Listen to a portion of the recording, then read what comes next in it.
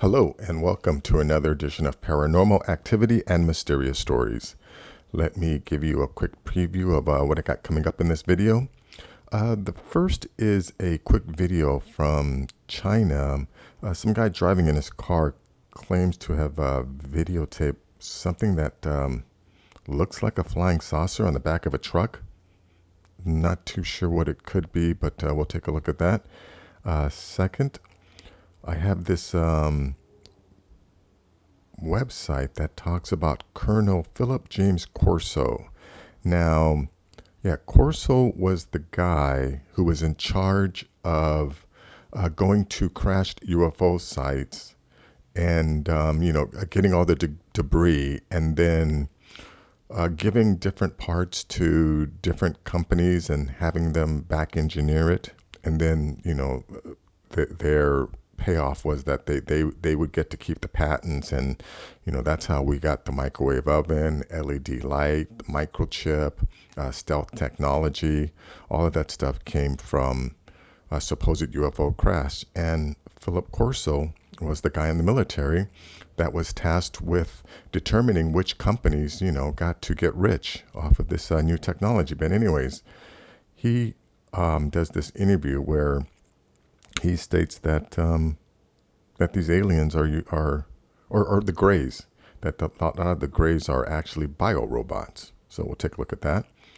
And then two articles about mass UFO sightings. I thought, this one here, just at Silbury Hill, talks about something at Silbury Hill, and then another mass sighting at the Wanaki Reservoir. I think that's how you say that, in New Jersey. This is kind of in relation to that recent UFO sighting in New Jersey where a lot of people were claiming it was the Goodyear blimp. And also found this research paper here, which talks about the flight characteristics of the anomalous unidentified aerial vehicles in the 2004 Nimitz encounter. But, stuff like this, actually, it goes way over my head. But, I can read this information and try to digest some of it. But, maybe some of you people out there who have bigger brains than me can read this stuff and actually understand it. But it's here. I will leave a link to it. And also another one, which sort of goes over my head, but, this is still information that seems to be legitimate. But this paper talks about the electromagnetic effects of UFO encounters. A lot of times when people talk about encountering UFOs, car engines turn off, electronic devices turn off. So this is actually a study on the electromagnetic field effects of UFO encounters. So I thought this was really interesting. So, I'll provide the link for that in the description. So let's go to this first one here. Now, alien news. China has its hand on alien technology claim after UFO video. Alien hunters believe the Chinese government has extraterrestrial technology in its hand after a strange UFO-like object was seen on the back of a truck. A brief clip from TikTok user Golden Ninja TW shows a truck carrying a huge disc through a city center. The video on TikTok garnered more than 100,000 views, with some claiming it is evidence of alien technology. All right, let's take a look at this. I don't think we need to see the sound. Let's go back to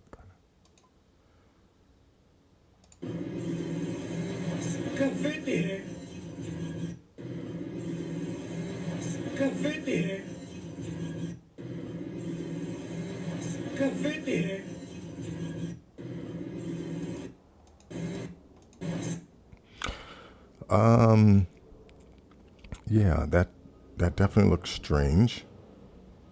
Not necessarily a UFO though. It could be a something for a new building, I don't know. It could be some kind of device, mechanical device, or it could be decoration to that will go on the outside of a building. could be many things, but it, again, it could also be a UFO, I guess. But anyways, that's that. I'll leave a link in the description. You can take a look at that. So now let's go to this one. Colonel Philip James Corso, who investigated the Roswell UFO crash, reveals aliens are actually biorobots. A former military colonel that goes by the name Philip James Corso that served from 1942 to 1963 in the U.S. Army released a book back in 1997 which still shocks people to this day. In this book, he offers extensive details regarding a mission that he supervised during which he guarded and studied a UFO wreckage in Roswell, New Mexico back in 1947. He stated in that book that most of today's utilities such as computer chips, optical fiber, transistors, and most all are a direct result of us getting our hands on the technology from that UFO. Because it is connected to so many already known conspiracy theories at that time, a lot of people were very quick to dismiss his words. After releasing his book, though, he mysteriously died of a heart attack only a few months later, which is why many people believe he was killed because he said too much. I think that's a stretch. He was an old dude. I think he wrote that book knowing the end was near, and if people didn't like it, there was nothing they could do to him because the guy was old.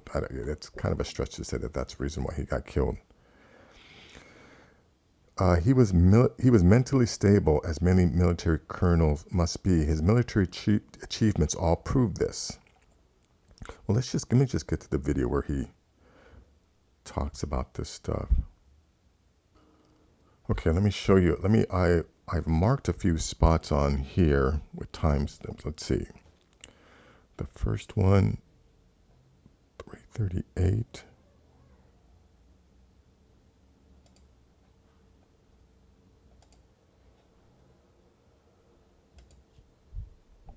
What was that?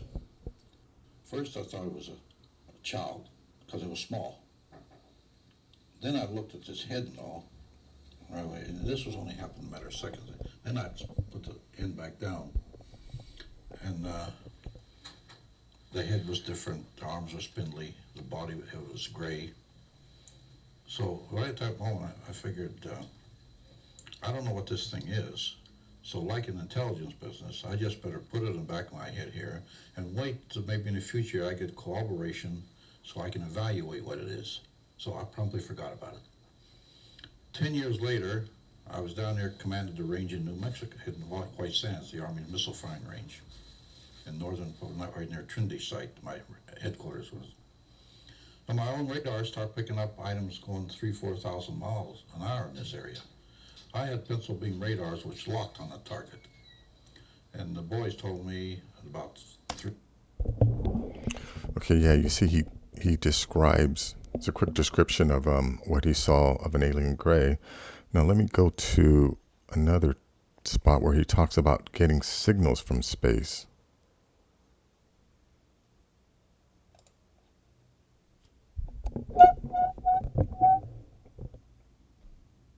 In a file and keep them all together. They just were sporadic reports that came through. Of course, I had all the clearances, so I'd get them. Even code reports I used to get and all. And I did get one time a report that NSA was getting signals from space, which were not just space noise or or unscrambled or something you couldn't read. They were really very perfect and looked like something was guiding them. There was a real message. We were never able to decode it. This was a very coordinated message. It wasn't space noise or jam or jumble mumble or anything like that, or just noise coming. It was a pattern. So the evaluation made it might come from outer space, some beings, and I got that report when I was at the White House because I had the NSA clearances and all. Now think about this, guys. What he's saying is they were getting routine messages that were specifically directed to this planet. Now, we know for sure that those messages weren't directed to any of our governments, especially not the U.S. government or the Russian government or the Chinese government, because I hardly doubt if we couldn't decode them, I don't think they could decode it either. So the question is, well, who were they sending that message to? You know, I'm of the belief that they must have been sending the message to the advanced species that share the planet with us. That would be my conclusion, right? I mean, again, they're not sending that message to us, so they're obviously sending that message to someone that can decode it, someone on this planet that can decode that message, and it's not us. So let's see, let me go to another spot here.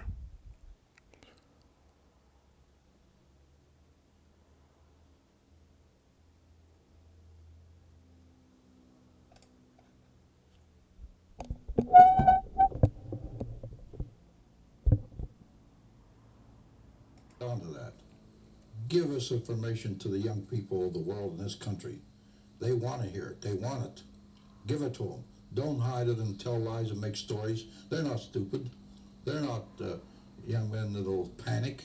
In fact, my own nephew was research director of DACO Corporation. He tells me, he says, Uncle Phil, why don't they tell us the truth? We're not going to panic and pull our hair out.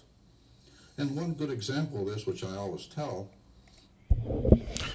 Yeah, I think the reason why they don't want us to know is because, or at least the people who are in a position to withhold this information from us, or at least they think they can hold this information, because, you know, like here I'm talking about this information.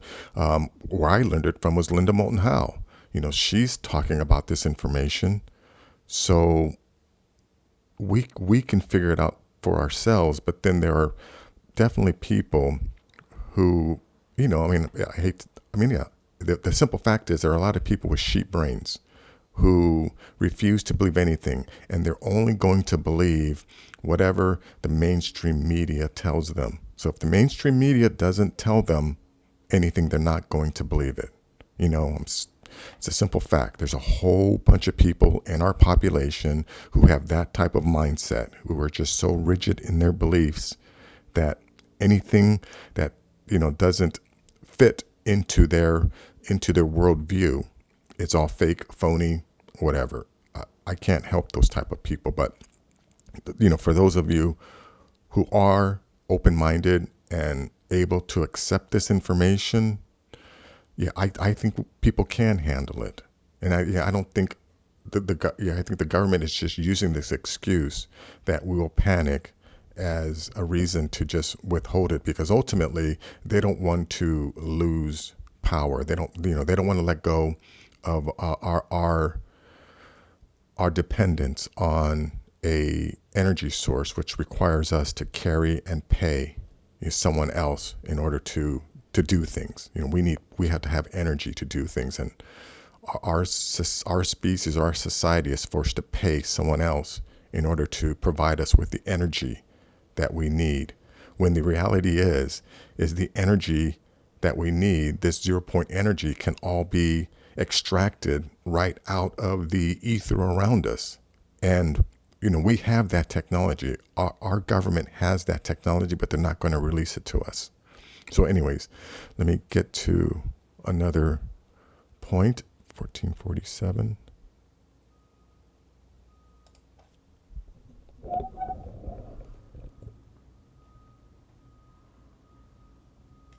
So the extraterrestrial, he's a little different. He's composed in a way of cells also, like humans are. This structure has some metallic surroundings, so it has to survive in space from debris in space, which keeps striking it constantly. It'll knock holes in it. So there's a little different strength there that will last a few more years. It is really almost a biological type of biological structure, because the extraterrestrial fits in it, but made with a little more strength that's needed in the extra. Remember, these cloners that made these things made them in a way where they would fit in what they wanted to fit in. The ship itself is maybe a biological type structure because of the cell and the atom structure, but it's all created with more strength because it has to resist more. This being is protected in a way. Now, when this being comes in this world, he will wear a suit skin-tight suit which we found. His skin is atomically aligned, and his suit is atomically aligned. That's to repel radiation and harmful effects, even cosmic action. Since he doesn't breathe air, the ones that come alive in this world will have a type of helmet on. And since he doesn't speak, he has no vocal cords, he will have something that intensifies that transmission, that he maybe can communicate. Well, the head really wasn't that big, but in portion to the body, a small body, it looked big. And the eyes, there was no nose or anything like that. It had spindly legs. So that was about it, because I didn't have any autopsies. And I just put it off, because I figured, well, maybe someday I'll get corroboration and be able to evaluate. Later, I got my hands on the autopsy report in 1961 when I took charge of the forensic. Yeah, well, anyways, this is I'm going to stop this video here. It's a 20-minute video, very interesting, the information that he reveals. But essentially, what he's saying is, if there's another advanced species that are most likely like us, humanoid, but like us, we are not designed to travel in space. We're designed to live in an environment which has gravity, right? So yeah, so if we spend too much time in space, because there's no gravity out there, it messes with our physical body.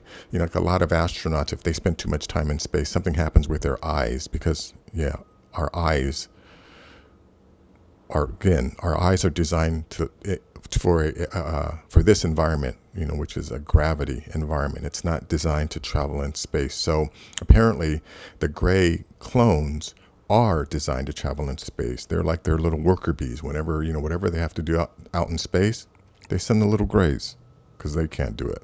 So anyways, let's go to this next one.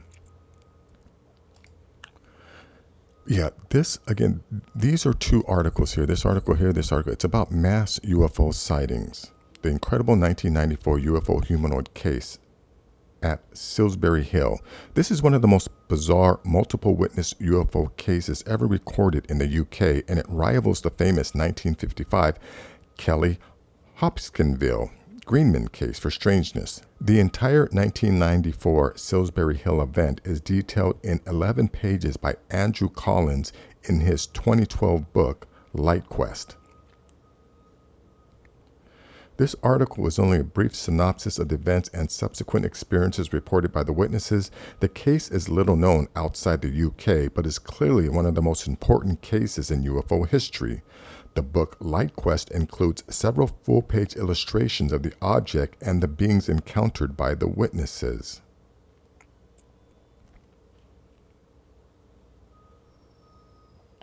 Yeah, I don't think this article here doesn't show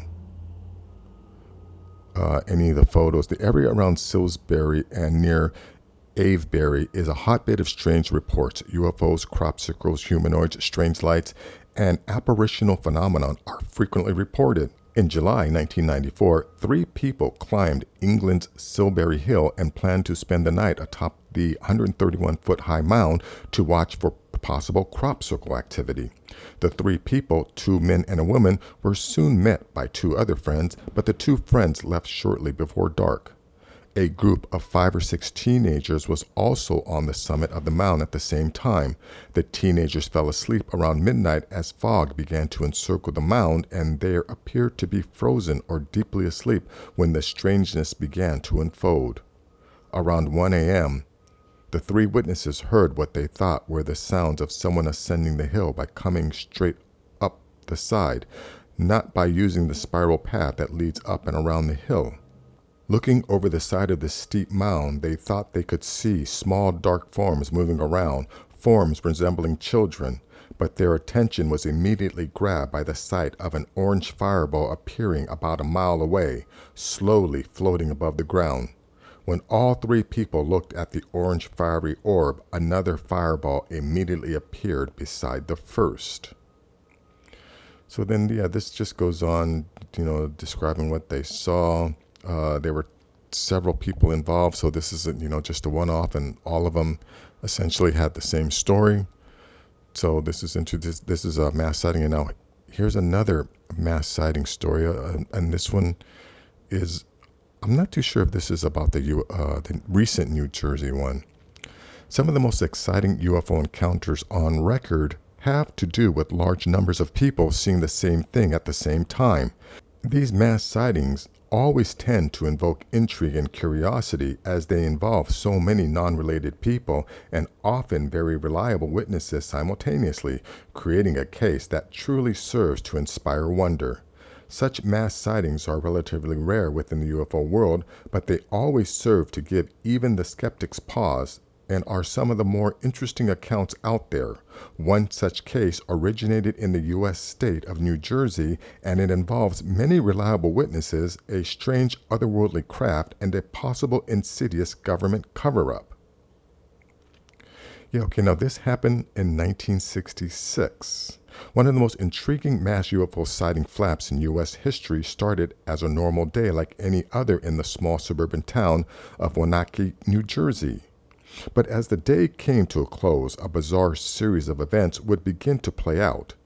On the crisp and clear evening of January 11th, 1966, at around 6:30 p.m., calls began to come in from all over the area describing what seemed to be an extremely bright glowing light out over the nearby Wenatchee Reservoir. Dozens of calls were coming in from panicked residents and workers at the reservoir describing more or less the same thing, with more reports saying it was a very bright light, larger and brighter than a star, mostly white but sometimes changed into colors such as red, blue, and green. The mystery object was described as hovering over the frozen lake surface and roving about in what seemed to be a deliberate pattern at an altitude of between 250 and 1,000 feet, sometimes performing seemingly physics-defying maneuvers and sudden vertical drops and rises. Even weirder were the reports of the object projecting some sort of beam downwards to the reservoir, which was powerful enough to melt holes in the ice. Now, again, this happened in 1966 in New Jersey, and we recently had a mass sighting in New Jersey where people are claiming that it was the Goodyear blimp. Here's the thing about the Goodyear blimp, okay? I've seen the Goodyear blimp has been around for over 50 years. I've seen it many, many times. And being a UFO enthusiast, when I see something in the sky out of the corner of my eye, of course, the first thing I'm going to think is UFO. But then when I get a closer look at it and come to my senses, I realize, hey, that's just a Goodyear blimp, and I move on with my life. I'm sure like a lot of other people. But in the 50 years that the Goodyear blimp has been flying around, I have never once heard of thousands of people stopping their cars, or thousands of people, taking photographs and videos of the Goodyear blimp. Never. So why would suddenly, on this one day, would thousands of people stop to take pictures of the Goodyear blimp? I don't think it was the Goodyear blimp. I think it was something in the sky that was strange enough, that people didn't recognize it as the Goodyear blimp, that it compelled them to pull over in their cars, to get out their phones and take photos. So that's that. Let me go on to this next website here. Now, this is a research paper that just analyzes the flight characteristics of the unidentified aerial vehicle, the Tic Tac UFO, and the Nimitz encounter. A number of unidentified aerial phenomena encountered by military, commercial, and civilian aircraft have been reported to be structured craft that exhibit impossible flight characteristics. We consider the 2004 UAP encounters with the Nimitz carrier group off the coast of California and estimate lower bounds on the accelerations exhibited by the craft during the observed maneuvers. Estimated accelerations range from 75 G to more than 5,000 G with no observed air disturbances, no sonic booms, and no evidence of excessive heat commensurate with even the minimal estimated energies. In accordance with observations, the estimated parameters describing the behavior of these crafts are both anomalous and surprising. The extreme estimated flight characteristics reveal that these observations are either fabricated or seriously in error, or that these crafts exhibit technology far more advanced than any known craft on Earth. In the case of the Nimitz encounters, the number and quality of witnesses, the variety of roles they played in the encounters, and the equipment used to track and record the craft favor the latter hypothesis that these are technologically advanced craft. So yeah, I think I can't believe there are still people out there who want to try and perform these mental gymnastics in order to conclude that the Tic Tac UFOs are either drones or technology from another country. It amazes me how yet people are just so rigid in their beliefs. But again, that's how some of us were designed. So what can I say? All right, so the last one here is, this is an unpublished manuscript of UFO EMF case, a study of secondary effects. My sole purpose in writing this paper is to report and document as thoroughly and as accurately as possible the existence of a specific group of UFO reports known as the EM cases. There are literally dozens of instances where the presence of an unidentified flying object coincided with disturbances or complete disruption in the normal operations of various electrical equipment. If some correlation really exists between the presence of a UFO and unusual interferences with operating electrical equipment, it would be extremely significant. Many UFO enthusiasts, along with such prominent UFO investigating organizations as the Aerial Phenomenal Research Organization in Tucson, Arizona, and the National Investigation Committee on Aerial Phenomena in Washington, D.C., believe that some type of electromagnetic effect from UFO causes the interferences in electrical apparatuses as recorded in a number of UFO reports. The stalling of automobiles, the dying out of headlights, and interference with radio and TV equipment are examples of these so-called EMF effects associated with the presence of a UFO.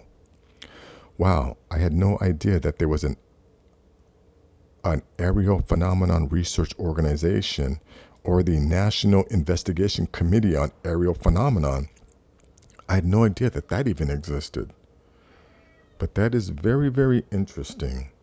But anyways, most of this stuff goes way over my head.